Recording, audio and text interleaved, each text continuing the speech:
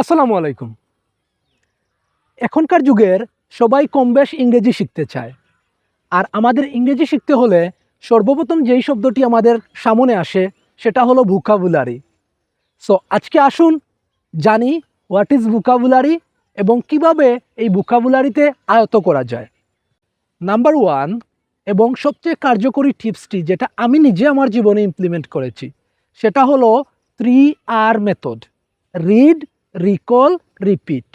আপনাকে পড়তে হবে, আপনাকে একটার পর একটা পড়তে হবে, রিপিট করতে হবে, ধারাবাহিকভাবে বারবার এটিকে উচ্চারণ করতে হবে এবং আপনি যে উচ্চারণ করলেন, আপনি যে মেমোরাইজ করলেন ১ ঘন্টা, ২ ঘন্টা, ৩ ঘন্টা, ১ দিন, ২ দিন, ৭ দিন, ৫ দিন পর আপনি এগুলাকে কি রিপিট করতে হবে, চেক করতে হবে আপনার যে মনে আছে কি না।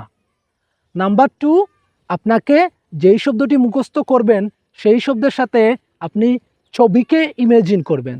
ছবি বা আপনার কোনো ভালো লাগার বস্তু আপনি ইমেজিন করবেন। উদাহরণ হিসেবে ধরতে পারেন আপেল।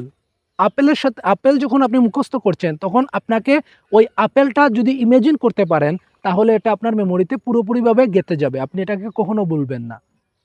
সো যেই জিনিসগুলোকে ভিজুয়ালাইজ করা যায় বা যেই জিনিসকে ইমেজিন করা যায়, যেই জিনিসের চিত্র ইমেজিন করা যায়, আপনার উচিত সেই ধরনের জিনিসের চিত্র মাথার মধ্যে ইমেজিন করা যখন আপনি ভোকাবুলারি মুখস্থ করছেন।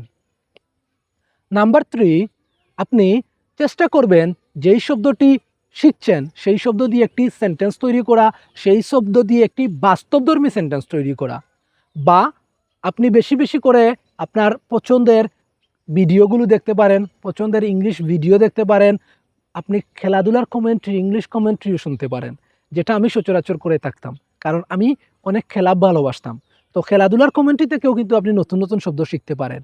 বা আপনি চাইলে ইংলিশ ম্যাগাজিন পড়তে পারেন, আপনি বিভিন্ন ধরনের পডকাস্ট বা ডিফারেন্ট টাইপস অফ আর্টিকেলস আপনি পড়তে পারেন, যেগুলো আপনার ইংলিশ ভোকাবুলারি লেভেলকে ইনক্রিজ করবে, আপনার ইংলিশ ভোকাবুলারি শিখতে মনে রাখতে সহযোগিতা করবে।